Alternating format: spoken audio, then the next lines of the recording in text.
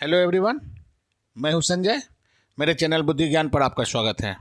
आज हम लोग बातचीत करने वाले हैं कि अब बेटियों की शादी की उम्र होगी 21 वर्ष। सरकार द्वारा एक विधेयक लाकर इसे 18 से 21 वर्ष करने के प्रस्ताव को मंजूरी दे दी है। कैबिनेट ने इसे मंजूरी दे दी है। तो आइए इसी पर चर्चा करते हैं। आज इसके कुछ पॉइंट्स पर हम लोग चर्चा करने वाले हैं। जैसे केंद्रीय कैबिनेट ने दी मंजूरी, केंद्र की टास्क फोर्स ने की थी सिफारिश, और सेक्सुअल एजुकेशन का भी सुझाव आया था इस विधेयक के संबंध में। तो आइए देखते हैं इस विधेयक के बारे में। जल्दी शादी होने पर महिला के कई तरह की मुश्किलों का सामना करना पड़ता है। इस बाबत कई स्तरों पर मांग उठी, मामला हाईकोर्ट तक पहुंच गया। अब केंद्रीय कैबिनेट ने महिला की शादी की उम्र 21 साल करने के प्रस्ताव को हरी झंडी दे दी है। मेरा ये कहना है कि हम भारतीय समाज में जो रहते हैं, इसमें बेटियों के लिए हर माँ बाप का एक जिम्मेवारी होता है, और ये सोचता है कि बेटी जितना जल्द से जल्द शादी होकर अपने ससुराल चली जाए। इसे समाज के प्रति अपना कर्तव्य हम लोग समझते हैं कि ये हमारा कर्तव्य है। लेकिन ये नहीं देख पाते हैं कि जितनी जल्दी बेटी को कम उम्र में शादी कर देते हैं, इसके लिए उसके जीवन पर कितना कई प्रकार के असर पड़ते हैं। जैसे उसकी शिक्षा पर, उसके आजीविका पर, उसके सशक्तिकरण पर। तो इस सभी बिंदुओं पर हम लोग आज चर्चा करेंगे। आइए देखते हैं। कानून के तहत महिला के विवाह की उम्र 18 साल से बढ़ाकर 21 साल करने के प्रस्ताव को केंद्रीय कैबिनेट ने मंजूरी दे दी है। देश में पुरुषों के विवाह की वैध उम्र 21 साल ही है। प्रधानमंत्री नरेंद्र मोदी ने पिछले साल स्वतंत्रता दिवस पर अपने संबोधन में इसे संबंधित प्लान की घोषणा की थी।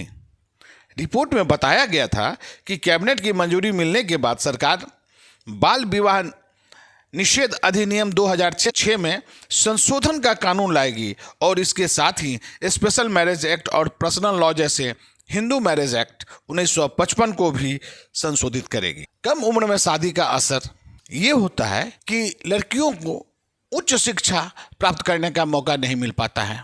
उन्हें अपने आजीवन, अपने जिंदगी के लिए आजीविका चुनने का भी मौका नहीं मिल पाता है।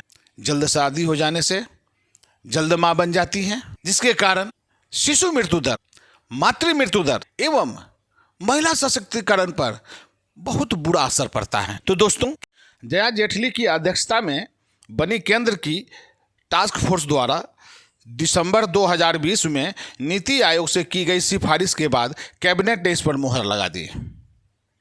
मां बनने की उम्र से संबंधित समस्याएं, मातृ मृत्यु दर को कम करने के लिए, पोषण स्तर पर सुधार लाने के लिए एवं इससे संबंधित मुद्दों की जांच के लिए केंद्र ने टास्क फोर्स का गठन किया था। महिला एवं बाल विकास मंत्रालय की ओर से जून 2020 में बनाई गई टास्क फोर्स में नीति आयोग के सदस्य डॉक्टर बी.के. पाल भी शामिल थे। सेक्स एजुकेशन का भी सुझाव आया कि टास्क फोर्स ने सुझाव दिया कि समाज के इस फैसले को स्वीकार करने के लिए व्यापक जन जागरूकता अभियान चलाया जाए। यह भी कहा गया कि स्कूल और विश्वविद्यालय तक लड़कियों की पहुंच होनी चाहिए। दूर दराज के इलाकों में शिक्षण संस्थान पर परिवहन की भी व्यवस्था की जाए। सिफारिश की गई कि सेक्स एजुकेशन भी होनी चाहिए और उसे स्कूल के पाठ्यक्रम में शामिल किया जाना चाहिए। महिलाओं के सशक्तिकरण पर जोर दिया गया। लोगों के बीच तो ऐसा भी कहा जा रहा है कि सरकार इससे जनसंख्या का नियंत्रण लाने के लिए ये विधेयक ला रही है।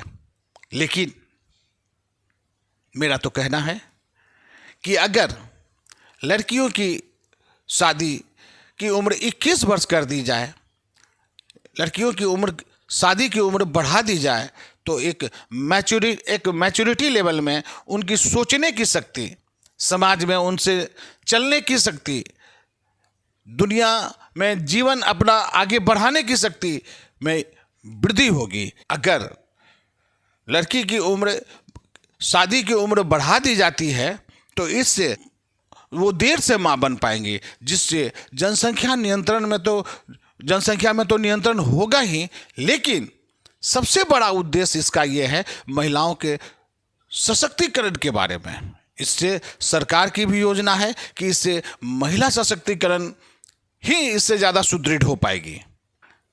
साल 2015-16 में भारत में बाल विवाह 27% तक था, लेकिन 2019-20 तक आते आते यह 23% पर आ गया। सरकार की योजना है कि इस बाल विवाह के दर को और नीचे किया जा सके इस कानून के लाने के बाद। संदेश साफ है, अगर लड़की आर्थिक रूप से आत्मनिर्भर बनती है तो माता पिता भी उनकी जल्दी शादी करने से पहले 2 बार सोचेंगे। हिंदू विवाह अधिनियम 1955 के सेक्शन 5(3) के तहत दुल्हन की उम्र 18 वर्ष और दूल्हे की उम्र 21 वर्ष निर्धारित की गई है। इससे पहले 1978 में महिला की शादी की उम्र 15 से बढ़ाकर 18 वर्ष की गई थी। जैसे जैसे भारत विकास के पथ पर बढ़ता गया, महिलाओं के लिए शिक्षा और करियर के रास्ते खुलते चले गए। तो दोस्तों, इस विधेयक के आने से सबसे पहले युवाओं में खुशी है। इस विधेयक के आने के बाद भारत के आधी आबादी यानी युवा लड़कियों में खुशी की लहर दौड़ गई है। इस कानून के आने के बाद उन्हें अब अच्छी तरह से उच्च शिक्षा प्राप्त करने का मौका मिल जाएगा। उन्हें समय मिलेगा अपने आजीविका को, जिंदगी में अपने आजीविका को चुनने के लिए, एवं खुद पर अपने पर आत्मनिर्भर बनने के लिए यह बहुत ज़रूरी है कि उनको यह मौका दिया जाए ताकि वो आगे अपने विकास, अपने ज़िंदगी के बारे में सोच सकें। दोस्तों, एक वर्ग इससे थोड़ा नाखुश है, लेकिन फिर भी यह देश के हित के लिए ये अच्छी विधेयक माना जाता है और इसे सभी को अप्रिशिएट करना चाहिए। आपको ये भी कैसा लगा वीडियो? अगर अच्छा लगा तो लाइक करेंगे और जो मेरे चैनल पर नए हैं वो सब्सक्राइब करेंगे। साथ ही अपना कमेंट्स देकर बताएंगे कि ये वीडियो आपको कैसा लगा। धन्यवाद।